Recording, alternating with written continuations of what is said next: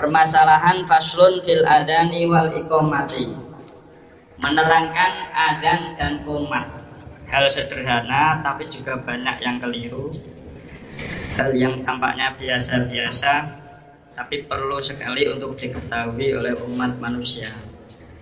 Huma lughatan al-i'lamu, secara bahasa kata adzan dan iqomah itu berarti memberitahu.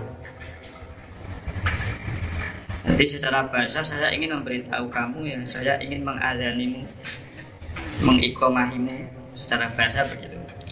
Wa syara'an ma'urifa minal alfadil masyhurati fihi ma, sedangkan secara makna terminologi syariat adzan dan iqomah adalah lafal-lafal khusus yang digunakan untuk memberitahu sholat.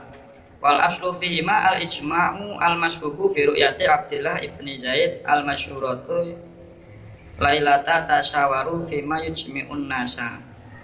Dasar ketetapan adzan sebelum ada syariat ini adalah kesepakatan ulama seluruhnya yang setuju bahwa adzan disunahkan. Ijma itu nggak bisa berdiri sendiri, harus ada mustanad, sandarannya. Sandarannya adalah riwayat Abdullah bin Zaid.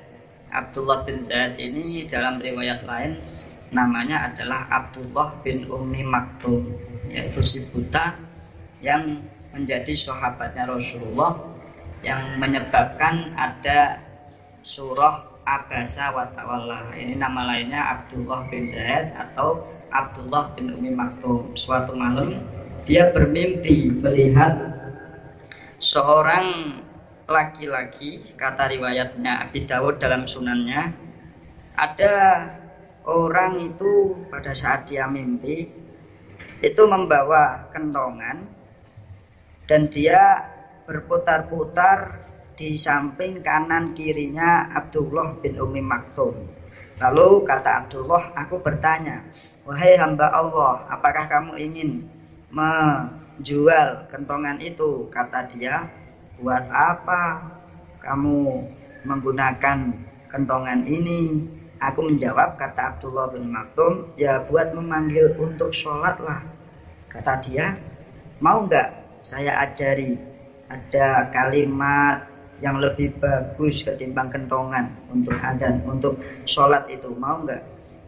Ini nggak langsung beliau mengatakan kentongan haram, tidak, hanya sekedar mau nggak saya ajari yang lebih baik daripada kentongan.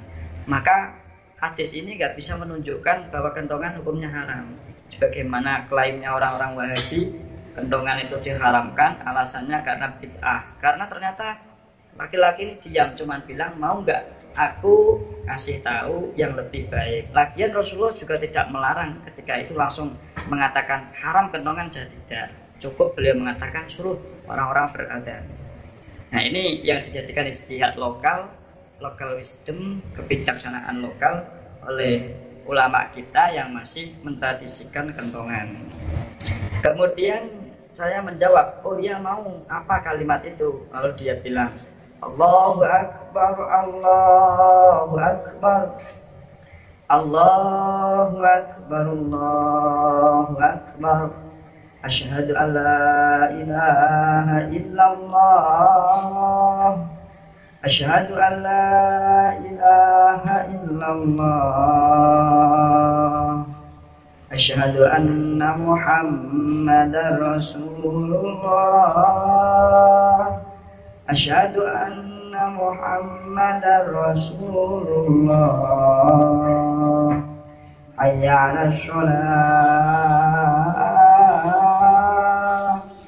hayya 'alas shalah,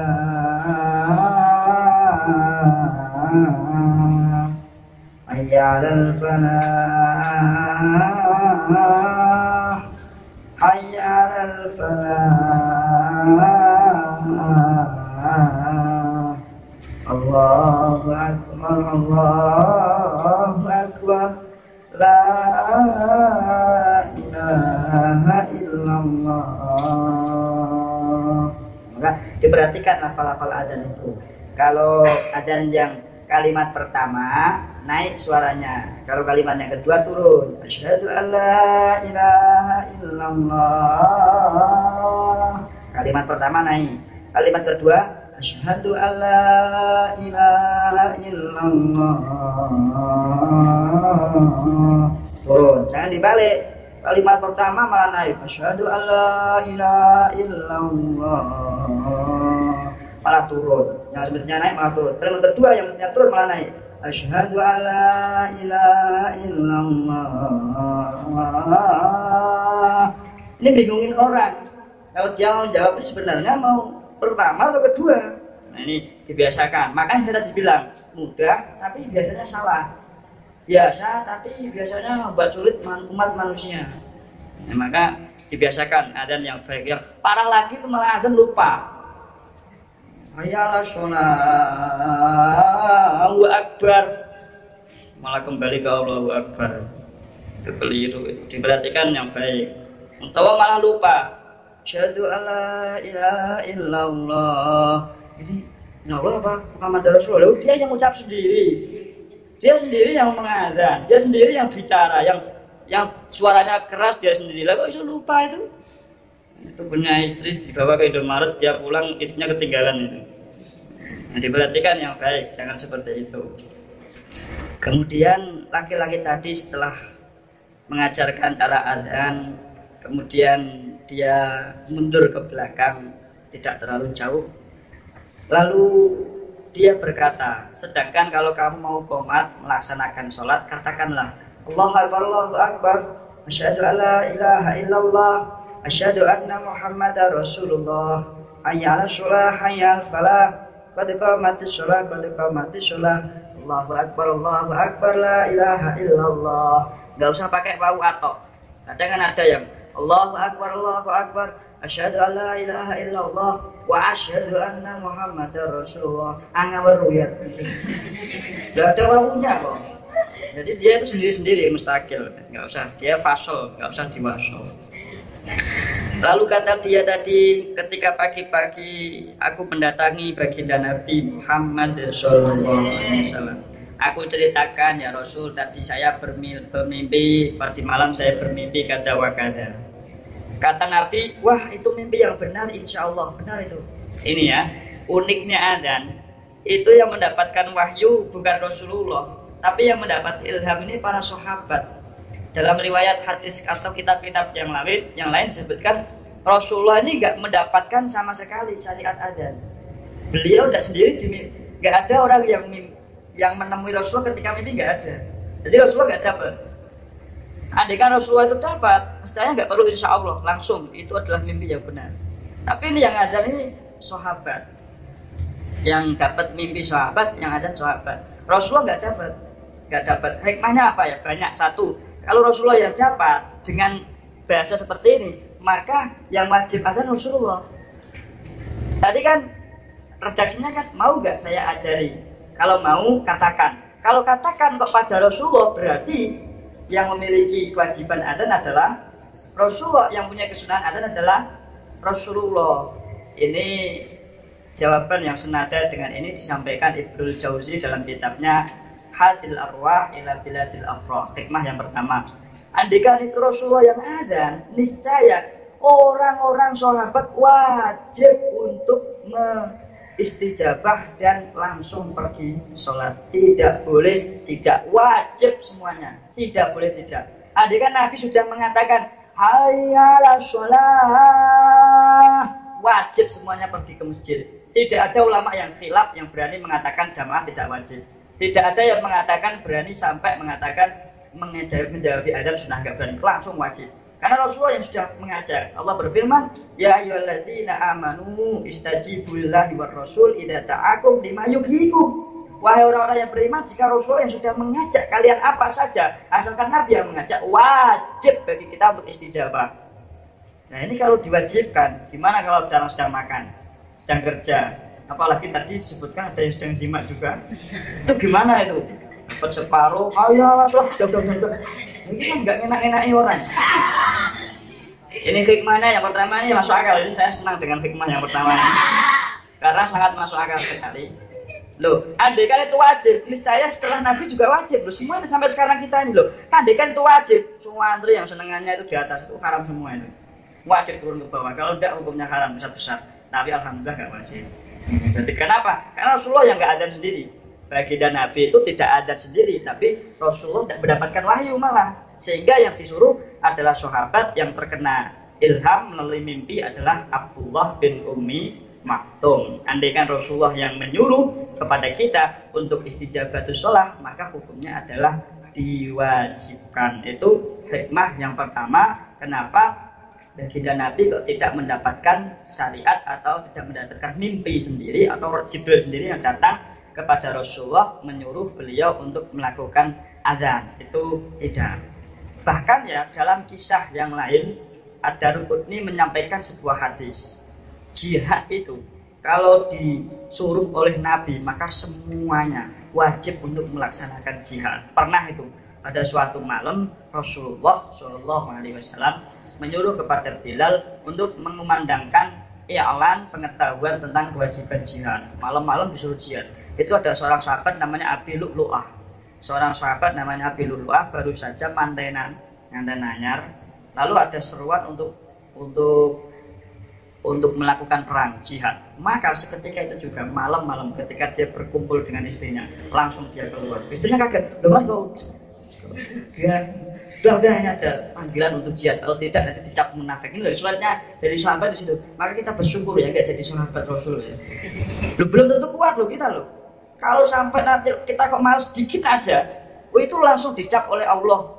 Idza qamu ila sholati qamu kusala yura'una nasa wa la yadhkuruna Allaha illa qalila. Orang munafik itu maunya zikir kepada Allah hanya sedikit. Nah kita berzikir pada Allah itu sedikitnya sedikit ya.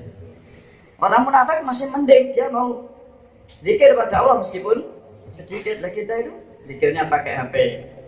Itu sudah sangat lupa dengan Allah. Maka kita nggak bisa membayangkan kalau hidup pada zaman Nabi belum tentu kita menjadi sahabat. Nah kita bersyukur ya.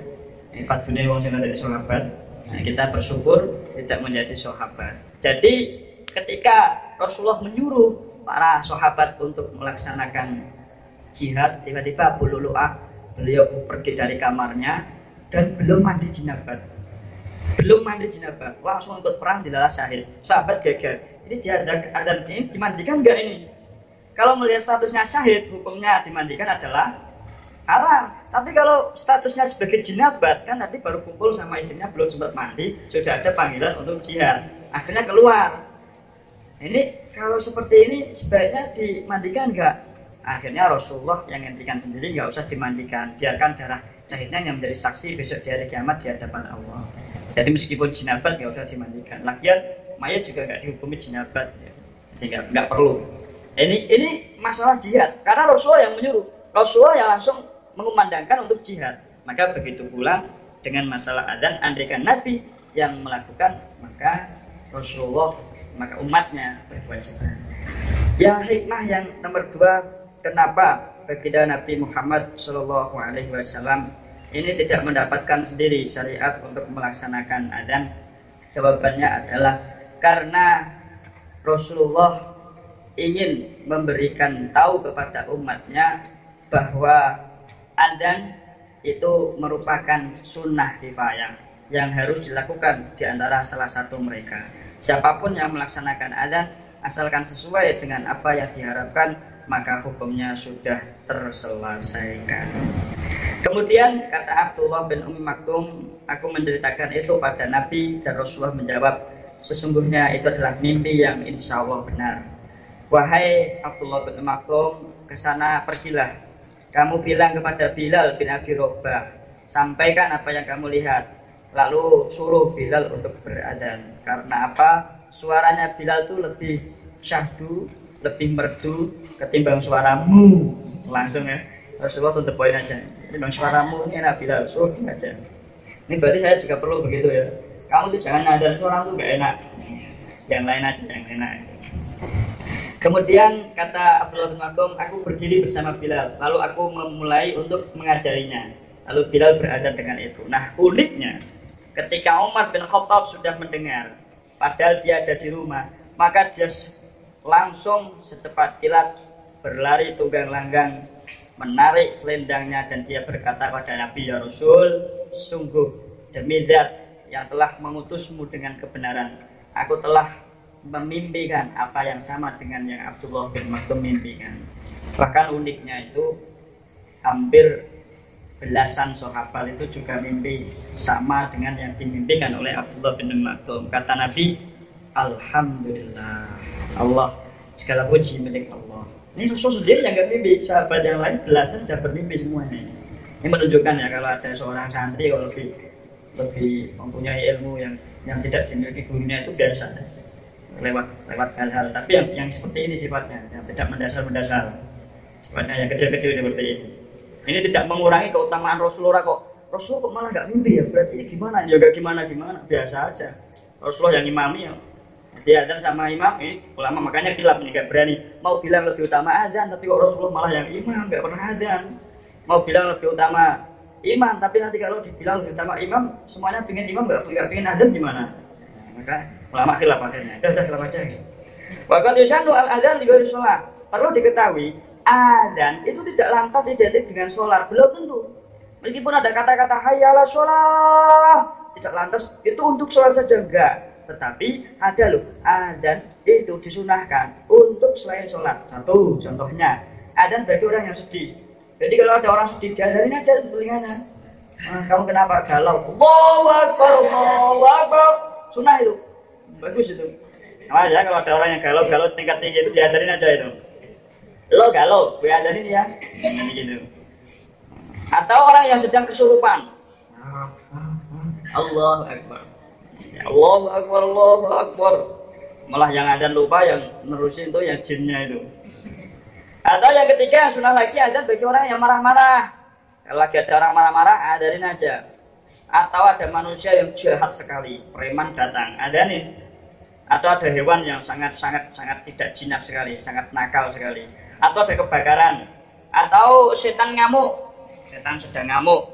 Kemudian adzan dan qomat juga disunahkan di telinga orang yang lahir, bayi yang sedang lahir itu juga sunnah adzan di telinga kanan, sunnah adzan di sunnah iqamat di telinga kiri. Kemudian di kitab Al-Qalibinnya dijelaskan wa yuqasu bihi, dikiaskan dengan telinganya bayi adalah orang yang meninggal. Jadi orang yang meninggal juga ada adzannya dan ada iqamatnya, dikiaskan alasannya.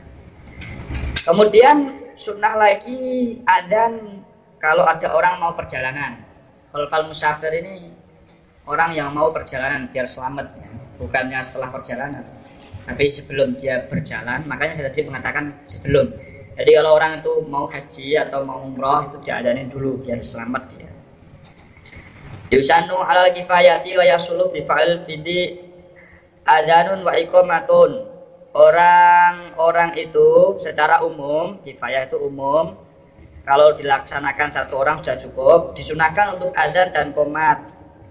Ada hadis yang berbunyi, apabila sholat sudah siap, maka sebaiknya ada yang adzan di antara kalian. Waktunya sholat sudah masuk, maka disuruh adzan. Siapa yang suruh adzan? Yaitu laki-laki, meskipun anak kecil nggak apa-apa. Bahkan orang sendirian juga sunnah adzan, meskipun dia mendengar adzan yang lain menurut qaul mu'tamad. Meskipun keterangan dalam minhaj tidak seperti itu. Berbeda halnya jika ada orang itu mendengar adzan di satu surau atau masjid, lalu dia ingin pergi ke sana, maka dia tidak perlu adzan sendirian. Jadi orang sendirian yang disunahkan adzan adalah orang yang tidak ingin pergi ke masjid, tidak ingin pergi ke jamaah. Kalau dia ingin pergi jamaah ya nggak perlu adzan, biarkan di sana yang adzan. Kalau sudah ada yang adzan, kalau nggak ada ya kalian yang adzan. Malah biarkan aja kalau sudah ada, biarkan nggak jadi ada orang adzan nanti. Lima tubatin perlu diketahui, adzan itu sunnahnya adalah untuk sholat fardu meskipun qadha. Jadi misalnya ada orang ya qadha zuhur itu sebelumnya adzan dulu. Bagaimana dengan selain maktubah? Maka jawabannya tidak sunnah. Misalnya sholat sunnah, qobliyah, ba'diyah itu nggak perlu adzan. Atau sholat jenazah, sholat yang dinadari nggak perlu adzan. Kalau waktunya mepet bagaimana? Sekarang ada satu soal. Walau ketasoro ala ahadima linawi dike waqtin fal adzanu aula bihi. ada kasus seseorang ini bingung adzan atau qomat, waktunya nggak nyanda, maka jawabannya adzan aja yang baik. Wa yusanu adzan li subahin wahid qabla al-fajri wa akhar ba'da. Khusus untuk sholat subuh sunahnya adzan 2 kali, satu sebelum fajar jam 3 lah, jam 3 atau jam setengah 4 atau jam setengah 3 nggak apa-apa adzan, tapi nggak tradisi ya di sini, padahal ini sunnah sebenarnya. Nah, kalau di sini jam 3 adzan kan orang-orang pada datang ke masjid nggak jamaah, tapi bilang orang gila ya, terus setelah itu pulang lagi. Padahal nggak gitu, sebenarnya jam 3 itu adzan khusus untuk membangunkan orang tahajud, membangunkan orang tahajud. Maka ini yang digunakan alasan kenapa kok jam 4 itu sudah ini nyetel nyalain tip-tip itu ya, kenapa? Jawabannya itu menggantikan adzan itu biar orang-orang pada bangun. Kemudian yang kedua kalinya setelah waktu subuh masuk. Waktu subuh masuk. Kalau dia ingin satu saja gimana? Ya setelah subuh aja. Setelah subuh aja adzannya. Wa adzanil Jum'ah, kemudian disunahkan pula ketika hari Jumat adzannya 2 kali. Yang satu imam sudah khotib, sudah duduk di tempatnya, sudah mau khutbah, itu adzan. Yang kedua sebelumnya. Jadi setelah orang kumpul sebelum khotib naik ke mimbar disunahkan untuk adzan yang kedua kalinya. Ini dilakukan oleh Sayyidina Utsman bin Affan radhiyallahu anhu. Yaitu ketika orang-orang terlalu banyak sehingga kalau adzannya cuma 1 kali nanti nggak dengar, maka disunahkan adzannya 2 kali biar mereka tahu kalau waktunya sudah mepet. Artinya kalau melihat alasan ini berarti kesunahan adzan yang pertama adalah ketika ada kebutuhan. Kalau sudah nggak ada, misalnya kebutuhan apa? Yaitu menunggu hadirnya jamaah. Kalau nggak perlu lagi ya nggak usah, cukup 1 kali tadi. Itu yang lebih utama. Wa sunnah ayu adinal ula faqat min sholawatin tawalat kafawaita wa sholat jam'in wa faita wa khadira taqala waqtuha qabla syuru'ihim al adzan. Kemudian apabila ada sholat yang banyak, apa itu sholat banyak? Misalnya qadha itu sampai 5 kali ya, durropel itu ya. Durropel maksudnya itu satu waktu ada sholatnya banyak, maksudnya begitu. Jadi ada orang tuh meninggalkan sholat tuh sampai banyak sekali. Ada sholat subuh, zuhur, asar, maghrib, isya itu qadha semua satu waktu. Orang kok durropel tuh sholli fardhu subuhi wa dhuhri wal asri. Itu enggak boleh itu. Nah, itu dia satu waktu durropel ini bagaimana? Misalnya sholat jamak takdim sama jamak itu kan 2 sholatnya, zuhur dan asar dalam satu waktu, atau sholat qadha dan sholat ada bersama-sama. Ini bagaimana? Maka disunahkan sholat adzannya ya satu saja, untuk yang pertama saja. Enggak kok setiap kali mau sholat adzan enggak selesai nanti adzannya. Tapi khusus untuk iqamat itu setiap kali mau sholat qomat, Jadi kalau adzannya 1 kali saja, tapi kalau qomatnya berkali-kali. Kalau adzannya 1 kali, kalau iqamatnya berkali-kali. Wa yuqimul likulin, dan dia qomatnya berkali-kali. Jadi setiap kali mau, misalnya ya jamak takdim, duhur dulu. Maka sebelum duhur tadi, sebelum dia sholat, adzan. Kemudian setelah adzan, qomat. Kemudian di sholat yang kedua asar, qomat lagi. Jadi khusus untuk qomat berkali-kali. Untuk adzan hanya 1 kali. Wa sunnah iqamatun li unsa sirron wa khunsa fa'ida adanat linisa sirron lam yukroh. Bagi perempuan, gimana ini? Kalau ada perempuan ingin adzan ini bagaimana? Jawabannya, kalau qomat hukumnya sunnah, tapi pelan aja, nggak usah keras-keras, nanti kangkang pada mendengar nanti. Nggak usah. Bagaimana kalau ada perempuan adzan, tapi khusus jamaahnya perempuan, misalnya mbak-mbak adzan itu di musola adzan, gimana itu? Ya kalau pelan-pelan nggak apa-apa, nggak makruh, pelan tapi jangan keras-keras, pakai toa. Yang putra ke putri, yang putri ke putra, malah nggak boleh itu. Ya, baik. Kalau keras haram. Kalau orang nida kok adanya keras, meskipun jamaahnya perempuan haram, apalagi jamaahnya laki-laki. Itu malah yang adzan itu basah semua. Wa yunadi li jama'atin masyru'a fi naflin kaidin wa tarawih wa witrin ufrida anna fi ramadan wa kusuf as-shalah jami'ah.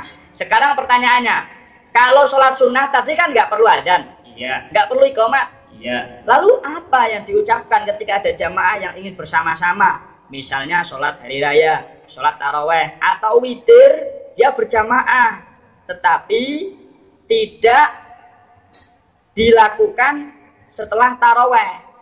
Witir tapi disendirikan.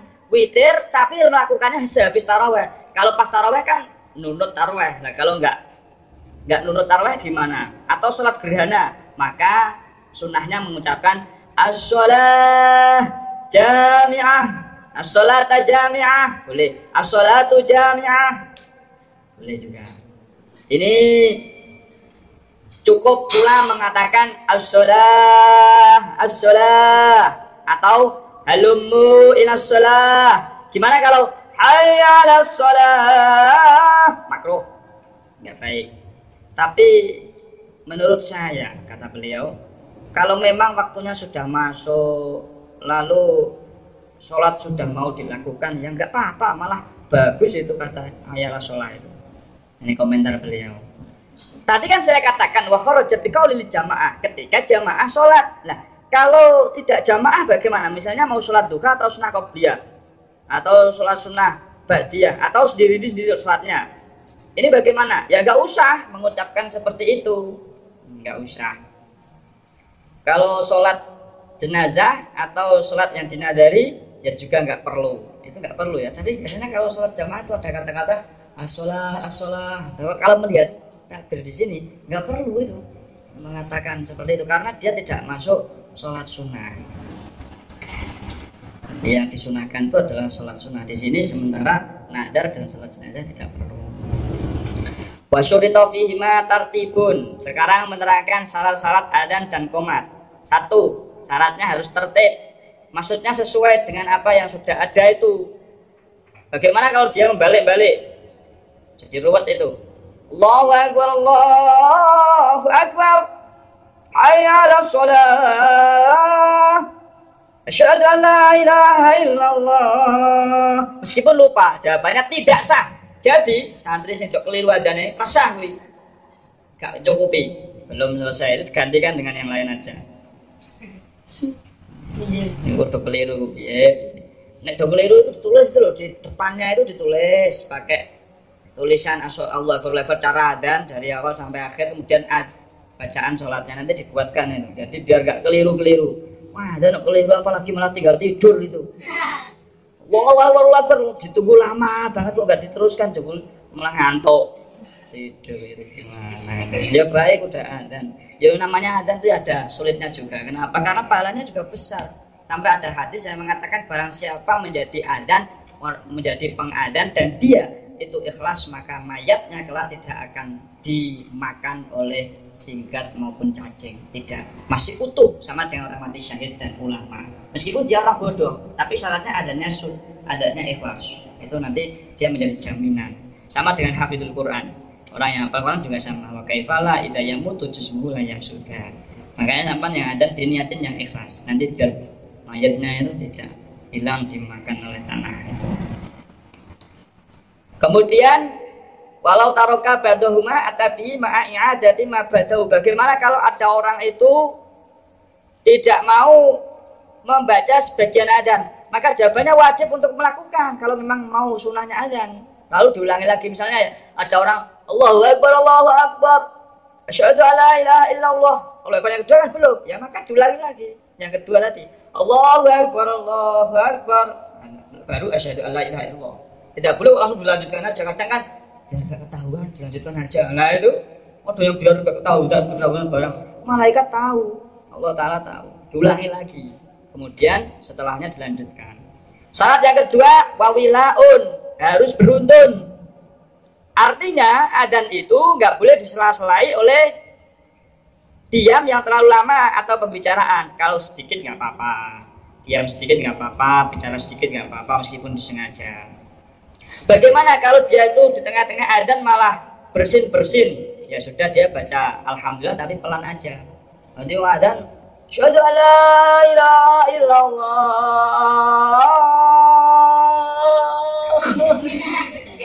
Gara-gara terkena cahaya itu, kadang kan ada terkena cahaya akhirnya sekalian bersin.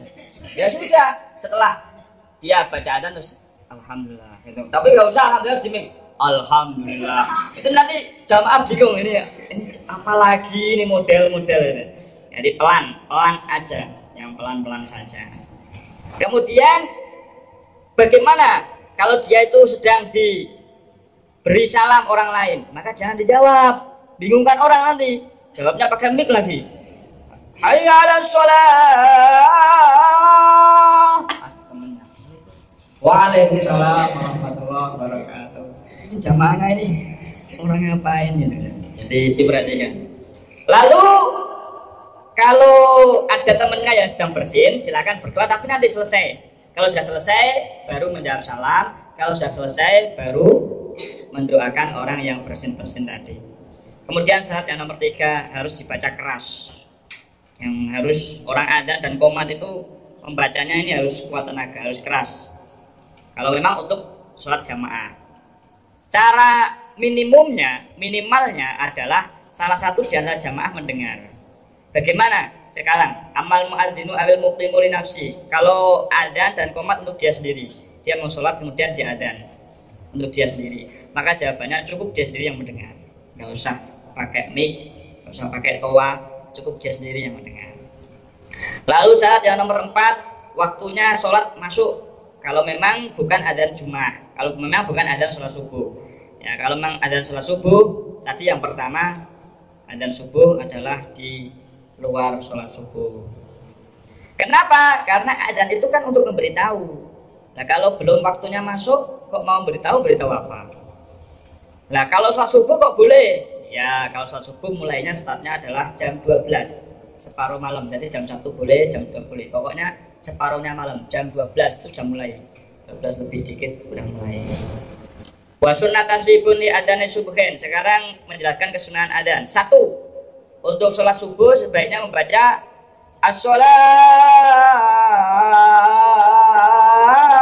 khairum minan naum. Kalau Abaroes dulu itu paling suka sholahnya itu alifnya baca panjang, naumnya pendek aja. Karena sholahnya nanti pendek, naumnya malah panjang. Nanti tidurnya yang panjang, sholatnya yang pendek nanti. Nah, kalau orang-orang Jawa kan nggak, biasanya as-sholatu khairum minan naum. Ya, tidur semua itu. Sholatnya yang panjang. As-sholatu khairum minan naum. Jadi naumnya yang pendek, sholatnya yang panjang. Kalau selain sholat subuh, makruh. Duhur kok dikasih as-sholatu khairum minan naum. Masih pada bangun, makruh. Yang kedua, sunnah lagi wa tarji'un, membaca syahadat 2 kali pelan sebelum membaca syahadat dengan keras. Jadi adzan itu sunnahnya Allahu Akbar, Allahu Akbar, Allahu Akbar, Allahu Akbar. Asyhadu an la ilaha illallah, asyhadu an la ilaha illallah, asyhadu an la ilaha illallah, asyhadu an la ilaha illallah, asyhadu anna Muhammadar Rasulullah, asyhadu anna Muhammadar Rasulullah, asyhadu anna Muhammadar Rasulullah, asyhadu anna Muhammadar Rasulullah. Pertanyaan, kenapa kok disunahkan tarjih? Hikmahnya 1, agar si muadzin menjawab adzannya sendiri. Jadi asyhadu alla ilaha illallah yang pelan tadi dijawab dengan asyhadu alla ilaha yang keras. Itu hikmahnya, ada yang bilang seperti itu. Yang kedua, hikmahnya itu agar dia menanamkan sendiri dulu kalimat tauhid dalam hatinya. Baru setelah itu diberitahu pada orang lain. Jadi dia membenahi diri sendiri. Baru setelah itu tauhidnya dikasihkan tahu kepada orang lain. Tapi intinya disunahkan untuk membaca syahadat 2 kali pelan. Pelan tuh gimana? Ya sekira orang yang di kanan kirinya aja yang tahu. Kalau nggak ada tarjih, boleh, nggak apa-apa. Itu kan sunnah. Ketiga, sunnahnya adzan adalah jari telunjuk dimasukkan ke daun telinga. Kalau adzan, kalau qomat nggak perlu. Kenapa? Rahasianya agar suara itu bisa kuat. Jadi kalau orang itu adzan, kemudian telinganya ditutup pakai jari telunjuk, Allahu Akbar, Allahu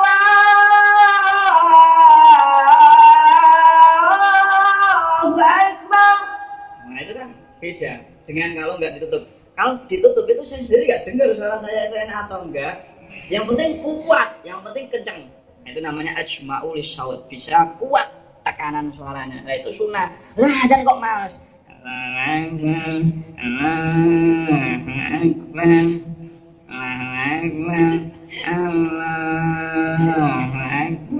Ya, nanti yang mau datang ya udah nggak usah.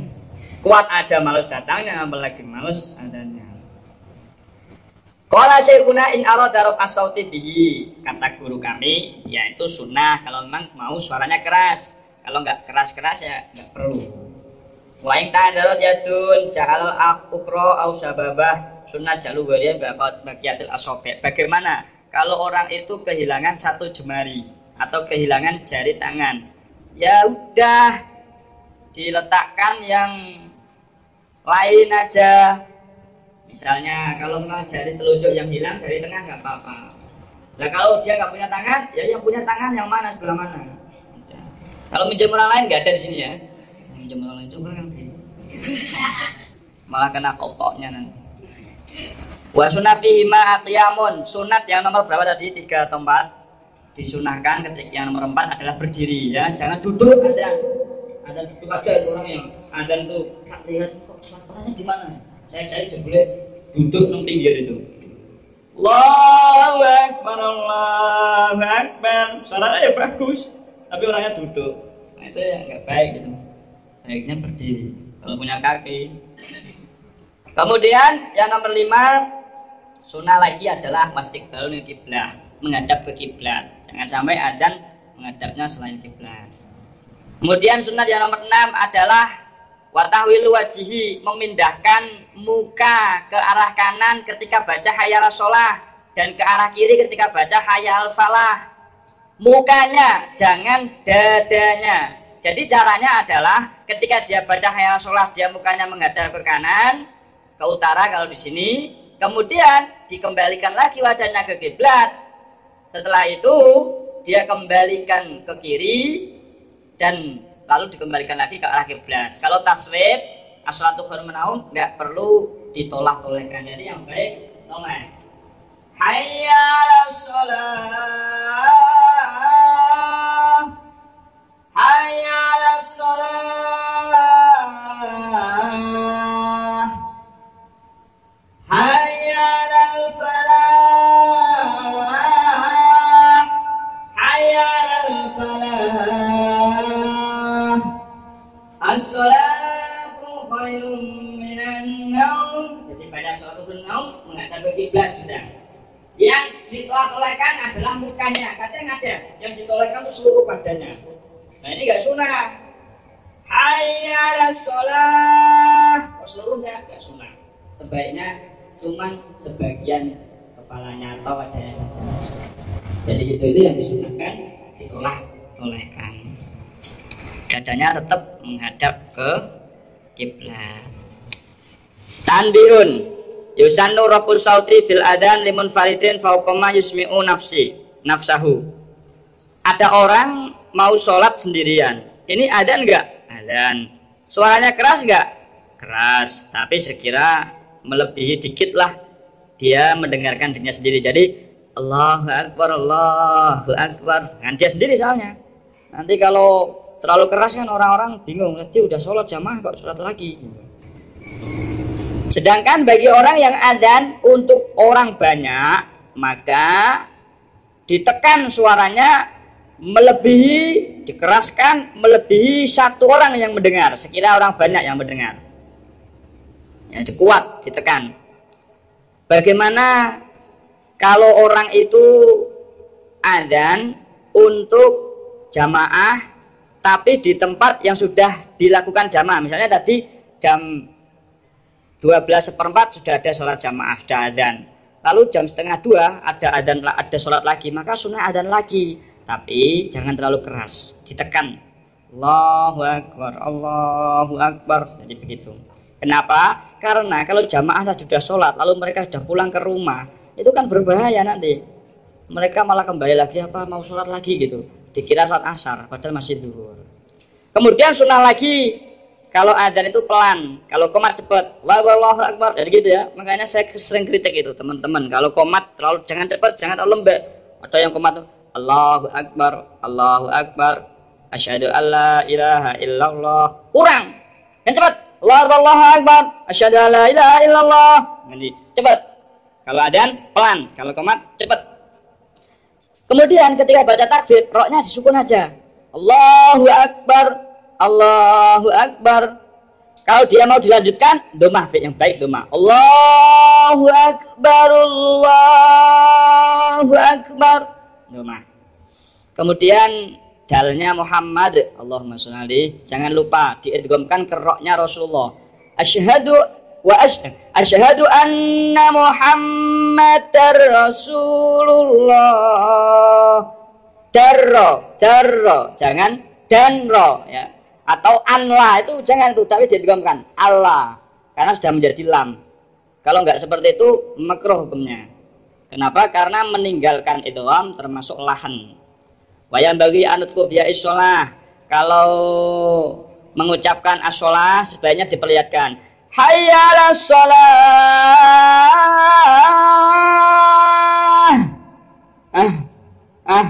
Jadi ada haknya jelas. Jangan sampai haknya hilang. Hayya 'alas sholah.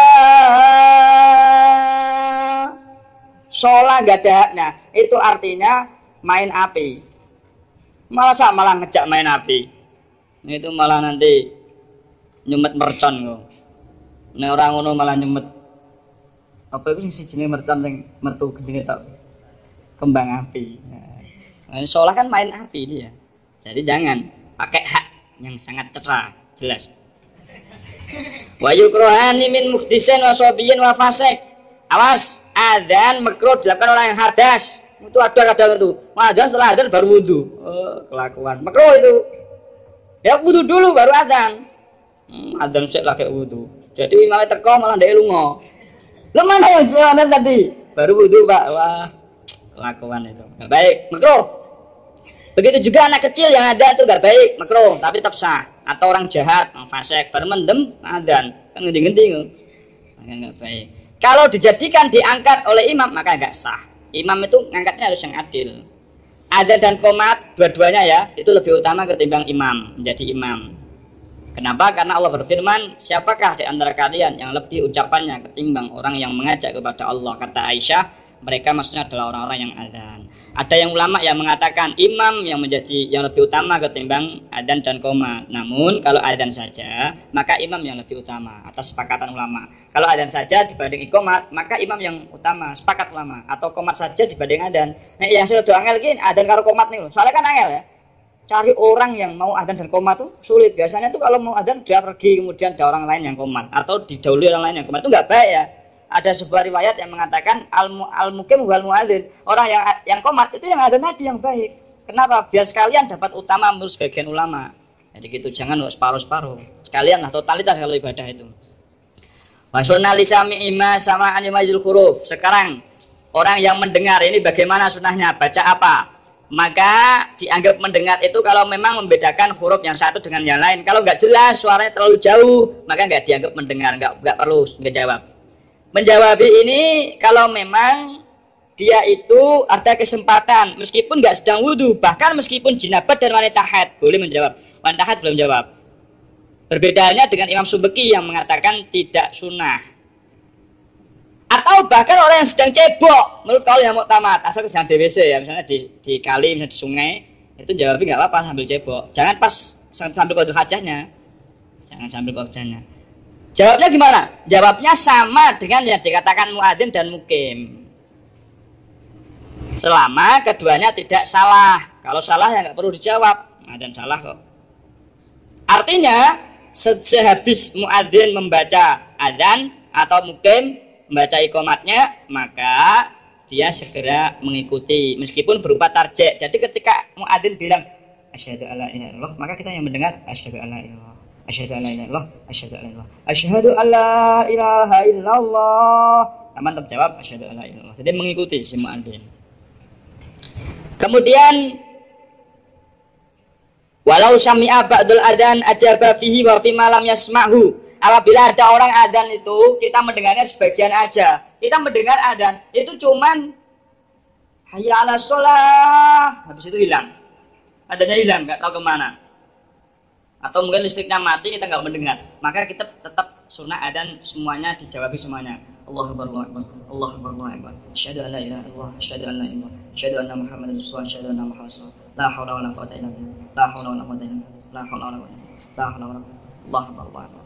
La ilaha illallah. Nanti gitu, dijawab semuanya dari awal sampai terakhir. Meskipun kita mendengarnya cuma sebagian, atau kita mendengarnya itu pas pakai sepeda motor di sebelah surau, kemudian kita masih melanjutkan perjalanan, maka kita disunahkan untuk menjawab seluruhnya. Walau tarotabal muadzinun ajabal kul walau ba'da sholati. Bagaimana kalau orang yang ada tuh banyak, 1, 2, 3, 4, 6, 7 masjid adzan semua, tapi bergantian, maka kita disunahkan menjawab semuanya meskipun sudah selesai sholat, tetap disunahkan menjawab semuanya. Dan tapi ada ulama yang mengatakan yang disunahkan itu ya di masjid yang kita mau ke sana. Kalau kita nggak mau ke sana nggak perlu menjawab. Ada ulama yang bilang begitu. Tapi kalau melihat takdirnya Syekh Zainuddin ini semuanya di sholat manapun, di musola manapun, di masjid manapun itu dijawab. Jangan kok wah itu bukan masjid teman kita itu, nggak usah kita menjawab di sana. Nggak perlu ada teman dan tidak teman. Ada itu semuanya sama dari Rasulullah Shallallahu Alaihi Wasallam. Itu adanya gairu, ngono gairu barang gairu bangsane apa. Semuanya sama. Jawab ya jawab. Kemudian bagaimana ketika seorang itu yang tidak disebutkan di sini adalah adzan yang bersaut-sautan. Itu bagaimana cara jawabnya? Jadi masjid Ronggo, masjid Talun, masjid Kidul, masjid Lor, semuanya adzan bergantian suaranya, satu sama lain saling menyahut. Ini bagaimana?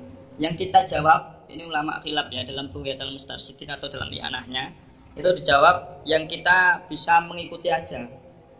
Yang kita bisa mengikuti aja. Misalnya yang bisa mengikuti kan dekat sini, ya udah yang sini aja. Kalau sampai bisa mengikuti semua ya semuanya dijawab. Tapi kan biasanya kan sulit ya satu dengan yang lain. Apalagi itu yang paling sulit tuh saya sudah menjawab satu dari mereka sudah tak pilih yang ini aja. Yang sini malah suaranya dipelankan, yang sana yang jadi keras. Bingung kalau seperti itu ya. Kalau seperti itu biarkan dulu selesai baru dijawab satu menggantikan semuanya. Biarkan mereka semua selesai saut-sautannya, baru setelah itu kita menjawab sendiri Allah Akbar, Allah Akbar, Allah Akbar, Allah Akbar untuk semuanya tadi. Kemudian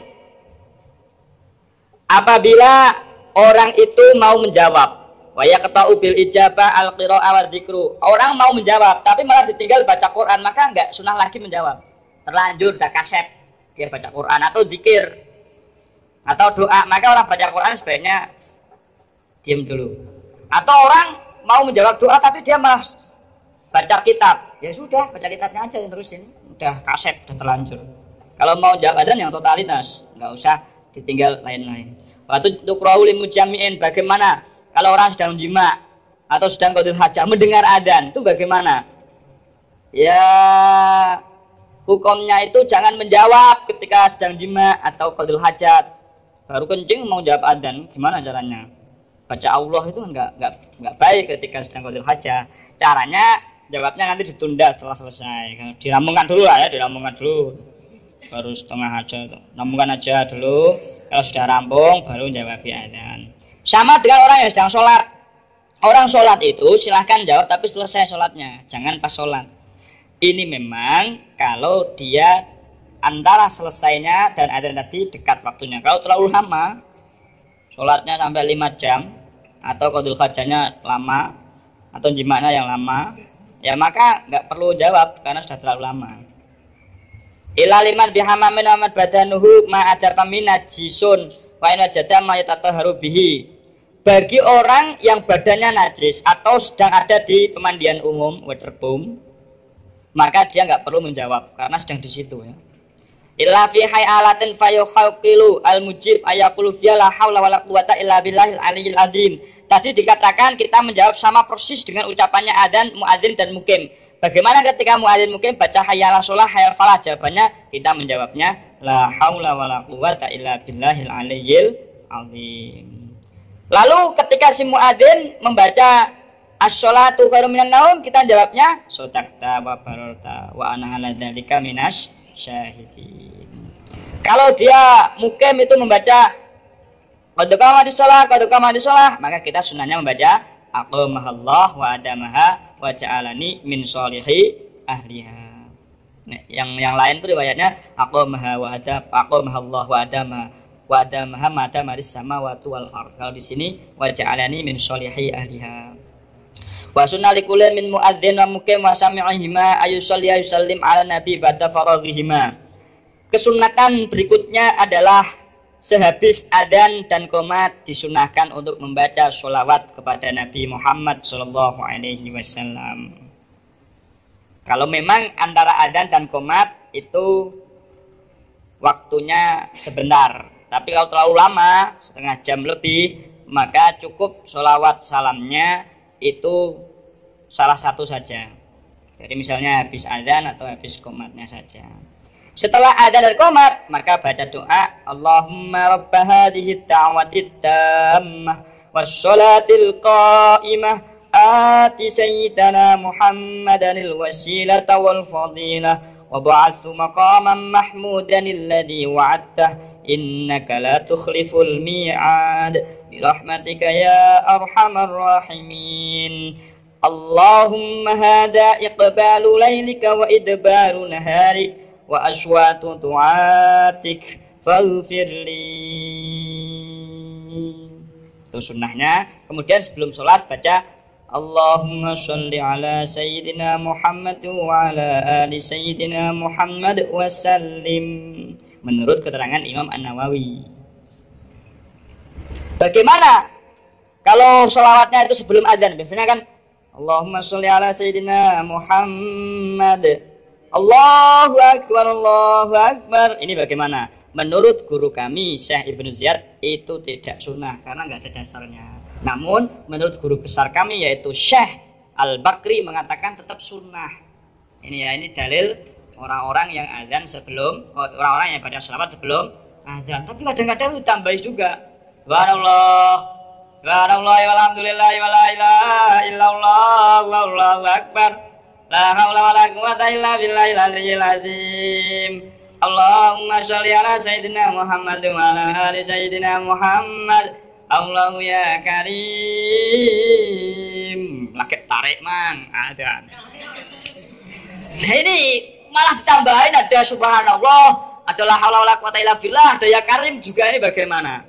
Ya kita ambil hukumnya sunnah, zikir gitu aja.